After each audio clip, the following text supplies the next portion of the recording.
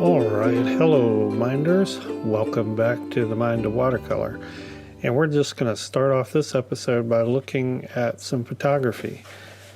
Now I thought what I would do is just take you through my process for choosing a photo and improving on a photo. And if you're like me, if you're like most people, you have a lot of photography that has subjects you would love to paint, but the photography is not the best. Sometimes that's a blessing and sometimes that's a curse. Having poor photography actually can be a blessing because it will kind of exercise your creative mind and your ability to kind of make something, transform something into better art. You know, that's what it's all about. At least me, as far as I'm concerned, I'm not trying to copy a photo. Photo is just that. It's supposed to be reference. So we have a lot of photography that's kind of crappy, at least I do, and didn't really turn out to have the kind of lighting that I want or coloration or something. It can be a curse though, because you want to know how to paint a light effect and you're not getting it in your photo. But you really, you know, I have to say, and unless you're a professional photographer, you're really not going to end up having that many photos that have everything just the way you want it. So a photo is a jumping off point. It always is for me. Now, a lot of cases, I usually combine photos. You know, if I'm doing a bird, I'll try to combine 2 or 3 poses. If I'm doing leaves or trees, I'll maybe combine 2 or 3 different versions, or some of one photo and some of another. That's sort of my Illustrator training coming in. But every now and then you want to paint something where you want to retain the items exactly as they are in the scene, or at least some of the major parts. In this case, we're looking at an image of the Superstition Mountains, sort of the northern end of the Superstition Mountains. If you live in the Phoenix area of Arizona, you know what those are. In fact, I'm just going to open another view of the Superstitions that sort of shows the whole eastern part of the range. These are the Superstition Mountains. Going this way is going south, going this way is going north, and to my back is the highway going towards Phoenix. But if you look at this area right here, that is what I'm painting. Now I'm looking at it end on. So I really like the rock formations here. And this was a photo that I sort of monkeyed with to kind of make it more paintable, to make the contrast better. Let me show you what the original raw photo was. It was that. Dark, a little bit blurry. Now I'm going to talk about how I edited this to make it more paintable, if you will, something that I could use for reference. And that's not always the same thing as making something a pretty photograph. Now, unfortunately, I can't give you some kind of formula or process that'll work for every bad photo. And the only thing I can do is take you through my process. Now, this ended up pretty much where I wanted it to go, except that it's still dark in here. Let's go back to the original. Now this actually had some pretty good elements that I could use, especially in the light area. This was exposed really well and through here, and I hope you can see my cursor right in this area. But everything has a blue cast that I didn't like, and I can't see any detail in here. I wanted to be able to have this be in shadow and shade, but also be able to see the details. I was really interested in painting a lot of these crags and crevices in here. And also this area back here, which was another level back, this area right back here, I wanted that to look a little farther away. So I guess that's the first tip, you know. Well, second tip. First tip is learn how to use photo editing software. It doesn't have to be Photoshop like this, and almost every computer system or iPad or iPhone has something. You learn to use the tools that alter the light. There are lots of great tutorials out there. Just learn it. Play with it. But get familiar with it. But the second tip is actually verbalize to yourself. Write notes if you have to. What needs to be done? What would make this a better image? If you were looking at your ideal piece of art and you're thinking in terms of watercolor, what would make that a better piece of art? And see if there isn't something you can do to facilitate that. I want these areas out here to have a warmer, more front of the photo appearance. All right? So here's what I've done. And when I'm in Photoshop, there's a number of ways you can do it. I like to use the camera raw filter. That can now be actually used on JPEGs. It used to only be able to be used on raw files. If you don't know what I mean by that, don't worry about it. The first thing I can see is I need to bring up the exposure. And when I'm bringing up the exposure, I look at the lightest areas. I don't want them blown out. I want definition still in the lightest areas. So right in here and some of this foreground here, that's all the lightest area. And I want that brighter, but I don't want it blown out of detail. I want to keep some of that detail. The big thing is the shadows. I can't see much in here at all. Most photo editing software, including an iPhone or probably Android systems too, have a way to increase the brightness of the shadows. Now I'm going to bring that up. You can see that getting brighter. Sometimes when you raise the shadows too much, it'll get real grainy in here. But again, don't forget, it doesn't matter. As long as we can see the elements we want to paint, we're not after a perfect photo. So I don't care whether it's grainy or not. So I've got a much brighter area here. Now, there's a blue cast on everything. I want this to be much warmer, especially here in the foreground. So color temperature, almost every, even basic software like the iPhone, allows you to change color temperature. Here you can change 2 sliders. I'm going to add more red and I'm going to add more yellow, which will make everything a little more orange.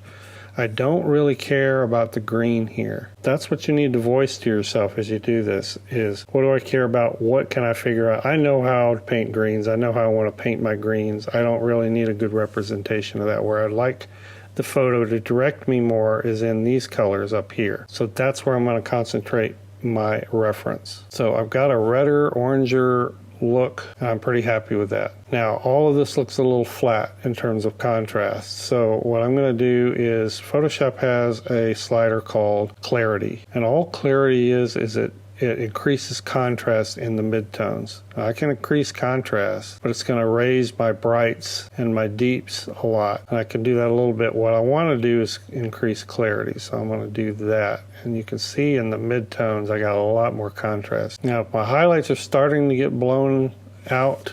Again, a lot of your basic editing software allows you to lower those highlights. So now I'm starting to get definition in here that looks good, and I like the fact that I have sort of a earth orange color to these lightest areas, and I've got a purplish tint here. Those colors are fairly analogous on the color wheel.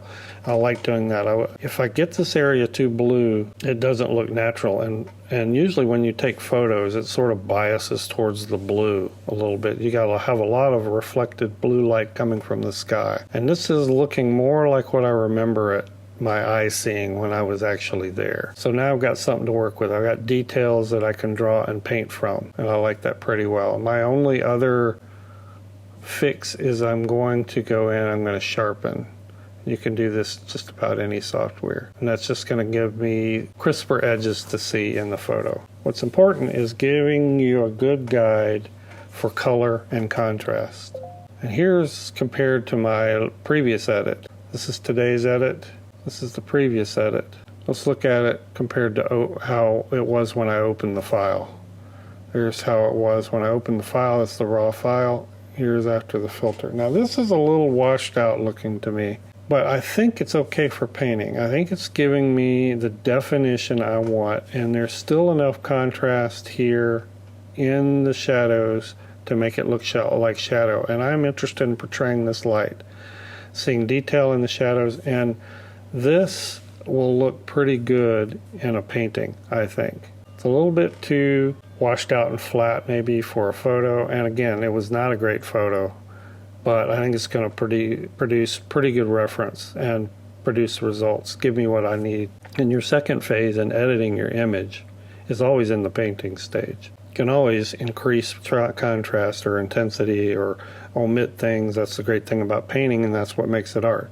So with this in hand, I'm going to go ahead and print this out. Another thing you could do is you could just transfer this image to your iPad, and I'm going to use this as my reference. Alright, so I'm going to draw this directly to my watercolor paper, and I'm going to do a fairly detailed drawing. I mean, normally you can do rock formations in a very suggestive way. The only reason I'm being a little more particular here is because this is an actual landmark, and I want it to appear pretty close to the way it was, the way I saw it. So I'm getting the overall shapes close, they're not exact, and I'm getting the crags and the crevices close, again not exact. But if you held this up to next to a photo, you would be pretty convinced of the scene that I was drawing.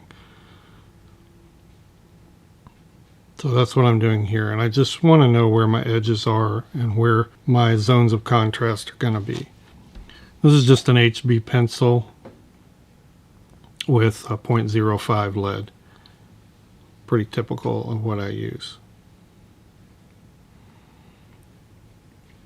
And I start with the sky, and I went for a very suggestive, just sort of a streaky sky. This is a cobalt blue with a few touches of turquoise, just to give it a sort of a cerulean appearance. And I'm going to build up tone from light to dark, as I usually do when I'm painting transparently. So what you're seeing here are my lightest highlight values.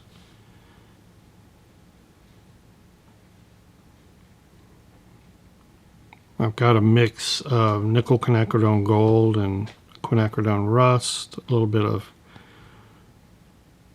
Perylene maroon when you get into the deeper tones. And now you can see that mountain area behind there that I was talking about. It was a little too dark for my taste in the photo, so I'm making that a little more distant and a little bluer.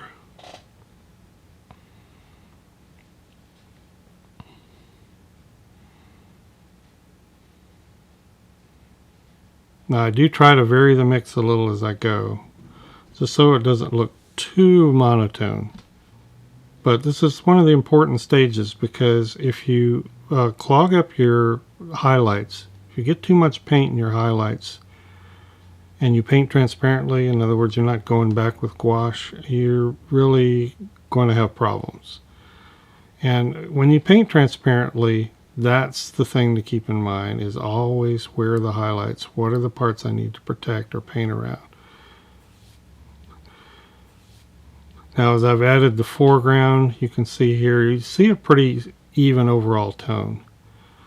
And where there's going to be deeper shadows, I've sort of tinted it a little bit purple.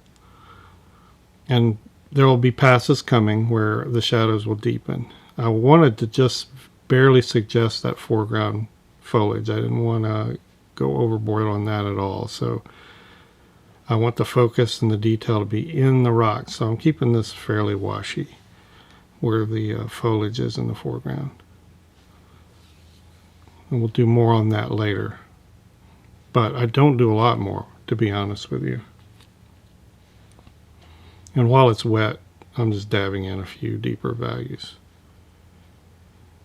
Now we start our first pass, what I would call the first of several shadow passes.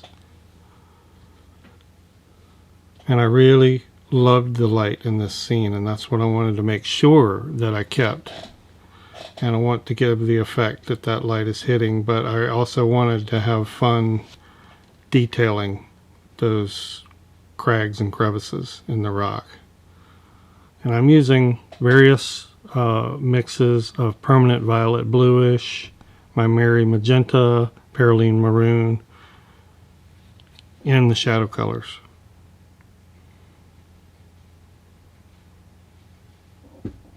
And probably a little bit of, I have Moonglow on this palette, Daniel Smith Moonglow, probably a little of that where I'm graying it out.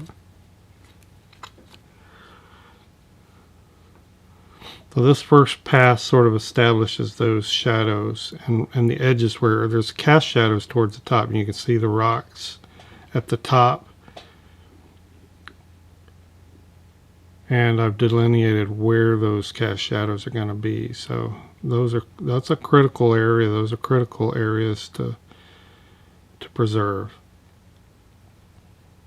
And I've mentioned before in other videos that I have this, where it comes to highlights, I have this if in doubt, leave it out.